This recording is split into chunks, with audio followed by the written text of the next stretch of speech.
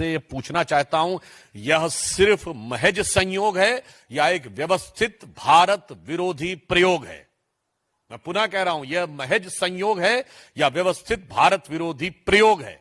और अब उस भारत विरोधी प्रयोग की कड़ियां भी क्रमशः जुड़ती जा रही हैं। ऑर्गेनाइज क्राइम करप्शन रिपोर्ट के विषय में आप लोग पहले भी देख चुके थे। एक और गंभीर विषय प्रकाश में आया है। एक संस्था है जिसका नाम है forum for democratic leaders in Asia Pacific, और इसके बारे में कहा जा रहा है कि this is a non profit organisation established in 1994 with the mission to promote democracy in Asia Pacific region. अब इसमें 4 लोग सह अध्यक्ष हैं, 4 लोग सह अध्यक्ष हैं, और उसमें एक श्रीमती सोनिया गांधी जी भी हैं। जो लोग हैं उसमें फिलीपींस की कैरेजोन एक्विनो हैं, जो फॉर्मर प्रेसिडेंट ऑफ फिलीपींस हैं, कियाम डेन जूंग हैं, जो कि प्रेसिडेंट हैं National Congress of New Politics के, ऑस्कर सांचेज हैं, जो former president of Costa Rica हैं, और Sonia Gandhi ji in the capacity of chairperson of the Rajiv Gandhi Foundation. ये आप देख सकते हैं। गंभीर बात है। एक तो हम ये बात कहना चाहते हैं, आज सदन की कार्रवाई प्रारंभ हुई। इस गंभीर विषय पे हम लोग सदन का ध्यान आकृष्ट करना चाहते थे। यद्यपि आज श्रीमती सोनिया गांधी जी का जन्मदिन भी है, तो हम उनको जन्मदिन की मुबारकबाद भी देते हैं, और देश की तरफ से यह भी कहना चाहेंगे कि कम से कम आज के दिन उन्हें इस विषय के ऊपर अपने साथी लोगों से कहना चाहिए कि वो ईमानदारी से चर्चा होने दें। आज इस विषय पर हम सबका यह आग्रह था कि यह गंभीर विषय उभर कर सामने आया है। आप देखिए, इसके उपरांत यह फोरम काम क्या कर रहा है। अब आप देखिए, यह भारत के बारे में क्या कह रहा है। Turn the system of governance upside down towards the sustainable democracy, यानी भारत में कह रहा है कि लोकतांत्रिक व्यवस्था खत्म हो रही है। अब देखिए, पाकिस्तान के बारे में क्या कह रहा है। Islam means justice and justice means right. An interview with the cricketer legend and fiery social political activist Imran Khan. अब देखिए साहब, कश्मीर के बारे में क्या कह रहा है। Prospects for peace, justice and independence in Kashmir, और इंटरव्यू किसका है। Interview with lieutenant general retired Nishan Ahmad, director institute of regional studies, Islamabad, Pakistan. Bharat में डेमोक्रेसी खत्म हो रही है और कश्मीर में जस्टिस होना चाहिए, उसके लिए पाकिस्तान के थिंक टैंक का इंटरव्यू है। अब आप इसका रहस्य समझिए। वेबसाइट पे प्राप्त जानकारी के अनुसार financial support by contribution from Soros Foundation. अब the dots seems to be connected, and mister George Soros is the same person which has openly pledged that he has put up $1 billion to destabilize the Modi government.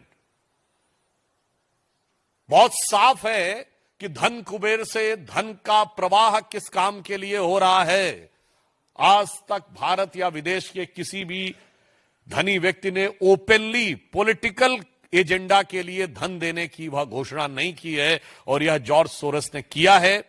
इसलिए हम इस गंभीर विषय को उठाना चाहते थे, जिसके लिए नियम 267 के तहत नोटिस हमारी तरफ से था। श्री लक्ष्मीकांत वाजपेयी जी जो मुख्य सचेतक हैं भाजपा के, वो थे। कविता पाटीदार जी थी। हमारी पार्टी के कई अन्य सांसद थे, और इसके साथ जदयू के राष्ट्रीय अध्यक्ष संजय झा जी ने भी नोटिस दिया था, और हमारे सहयोगी तमिलनाडु में जीके वासन जी, उन्होंने भी नोटिस दिया हुआ था।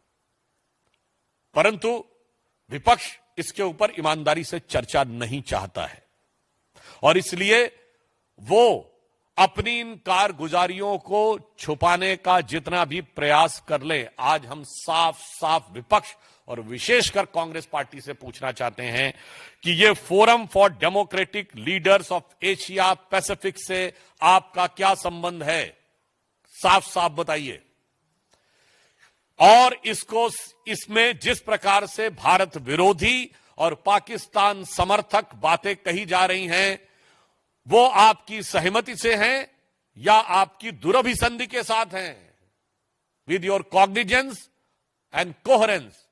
We want a clear cut answer. Third, इसमें क्लियर कट कहा गया है कि इस फोरम की फंडिंग जॉर्ज सोरस से हो रही है, सोरस फाउंडेशन से है, जिसके एक नहीं अनेक व्यवस्थित उदाहरण मौजूद है। जो उस दिन आपको अन्य प्रेस कॉन्फ्रेंस में भी बताया गया था कि सलील शेट्टी, जो कि उनकी फाउंडेशन के वाइस प्रेसिडेंट भी हैं, राहुल गांधी जी के साथ उनकी फोटो उपलब्ध है, जो वो अपनी तथाकथित भारत जोड़ो यात्रा में चल रहे हैं।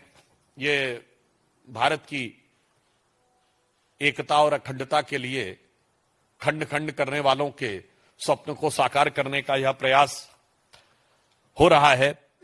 हम इसलिए बहुत साफ पूछना चाहते हैं, इसमें श्रीमती सोनिया गांधी जी का सीधे सीधे नाम है, जो कांग्रेस की वरिष्ठतम नेता हैं।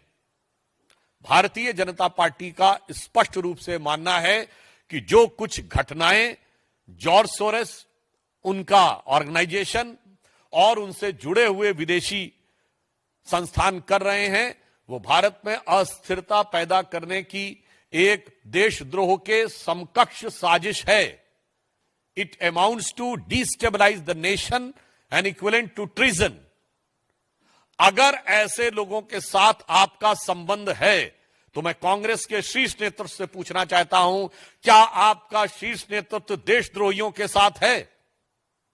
हमें साफ जवाब चाहिए। देशद्रोही शक्तियों के साथ आप पदाधिकारी बन के बैठे हुए हैं, उन संस्थानों में बैठे हुए हैं जिनसे सीधे पैसा आ रहा है, और वो लोग जो एलानिया कह रहे हैं कि वो भारत में अस्थिरता उत्पन्न करना चाहते हैं और इसके लिए वो भारी मात्रा में पैसा दे रहे हैं। ये सोरस और कांग्रेस की दोस्ती क्या है? और इसमें सोनिया जी, जो सबसे वरिष्ठ नेता है, उनके प्रति पूर्ण सम्मान के साथ पूछना चाहता हूं, उनकी भूमिका क्या है? And that is in the capacity of the chairperson of the Rajiv Gandhi foundation. तो फिर तो ये कांग्रेस के लिए, अब ये इंडी गठबंधन से ज्यादा कांग्रेस का मुद्दा हो जाता है, क्योंकि राजीव गांधी फाउंडेशन तो वो फाउंडेशन है जिसमें कांग्रेस के अनेक वरिष्ठ नेता, प्रथम परिवार के सारे लोग रहे। तो ये कांग्रेस का अब एक सीधा निजी सवाल हो जाता है। इसलिए हम इस मुद्दे को उतनी ही गंभीरता से और दृढ़ता से उठाना चाहते हैं, मगर अफसोस की बात यह है कि ये देश के ऊपर जो रहस्यपूर्ण प्रश्न बाहर से उठाए जा रहे हैं, जो मैंने पूरा एक सीक्वेंस बनाया, उनका साथ देना एक प्रकार से राष्ट्र को कमजोर करना और देशद्रोही शक्तियों के साथ देने के समान है। और यह बात मैं ऐसे ही नहीं कह रहा हूं, कांग्रेस का इतिहास रहा है विदेशी शक्तियों के साथ वो करने का। तो मैं सिर्फ, हम अपनी बात नहीं कोट कर रहे हैं, विदेश की बात नहीं कोट कर रहे हैं, कांग्रेस के वरिष्ठ नेता की बात कोट कर रहे हैं। याद करिए, ये वही कांग्रेस पार्टी है जिसने तेल के बदले कूपन लिए थे, सद्दाम हुसैन से पैसा लिया था। वोल्कर रिपोर्ट, अगर आप लोगों को याद हो, 2006 में, जिसमें अनाज गया था यहां से, और उसके बदले में जो तेल के कूपन आए थे वो कांग्रेस पार्टी के नाम आए थे। महत्वपूर्ण बात समझिए, भारत सरकार के नाम नहीं, कांग्रेस पार्टी के नाम, और जिसपे उनके तत्कालीन अध्यक्ष, तत्कालीन विदेश मंत्री नटवर सिंह जी को इस्तीफा देना पड़ा था। तो अब मैं उनका एक कोट कर रहा हूं। नटवर सिंह जी ने अपनी जो किताब लिखी है, one life is not enough, उसमें उन्होंने 11 जुलाई 2006 को सोनिया गांधी जी को एड्रेस करते हुए साफ साफ विदेशी शक्ति के हस्तक्षेप की बात यूपीए सरकार के विदेश मंत्री ने स्वीकार की है। उन्होंने लिखा है, the other sources very in the American infiltration in our intelligence agencies. America का हस्तक्षेप हमारी गुप्तचर सेवाओं में, the penetration is connived at by some of our own people whose relationship have well paid jobs in America. ये जो संबंध है, ये हमारी पार्टी के कुछ ऐसे लोगों के द्वारा है जिनको बहुत अच्छा और मोटा आर्थिक लाभ अमेरिका से प्राप्त होता है। तो मैं कांग्रेस पार्टी से पूछना चाहता हूं, यह सिर्फ हमारा और सिर्फ भारतीय जनता पार्टी का ही आरोप नहीं है। आपके मरहूम विदेश मंत्री ने अपनी किताब में सोनिया जी को ही लेटर देके लिखा है, उस पर क्या कार्रवाई हुई थी। मतलब बहुत साफ है कि कांग्रेस का हाथ, जो कहते थे ना हाथ बदलेगा हालात, ये हालात देश के बद से बदतर करना चाहता है। और हम साफ साफ शब्दों में कहें तो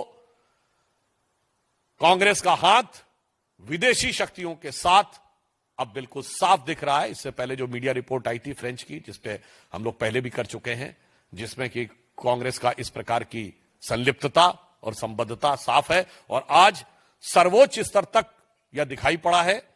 इसलिए हम अंत में कांग्रेस पार्टी से, इंडी गठबंधन से भी मैं सारे दलों से पूछना चाहता हूं, आप कांग्रेस की इस विदेशी संबंध की गुत्थी में साझीदार हैं या नहीं।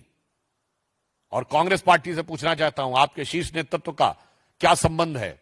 और मैं सोनिया जी से भी विनम्रता से आग्रह करना चाहता हूं कि forum for democratic leaders in Asia Pacific, जो जॉर्ज सोरस से फंडेड है, उसमें आपने सह अध्यक्ष को प्रेसिडेंट का पद क्यों स्वीकार किया था और इसकी गतिविधियों के बारे में उन्हें देश को जानकारी देनी चाहिए।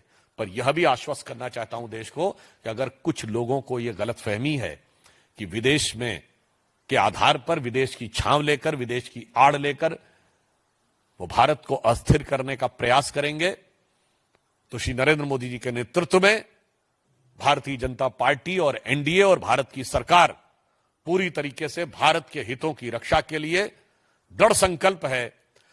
और वो लोग जो अभी भी विदेश के ही आधार के ऊपर भारत में बदलाव का ख्वाब सजोए बैठे हैं, उनका ख्वाब नहीं पूरा होगा। उनके लिए यह पंक्ति कह के बात समाप्त करना चाहता हूं कि अपने वतन पर सदियों तक है रही हुकूमत गैरों की, लेकिन कुछ चेहरों पर अब तक धूल है उनके पैरों की। धन्यवाद।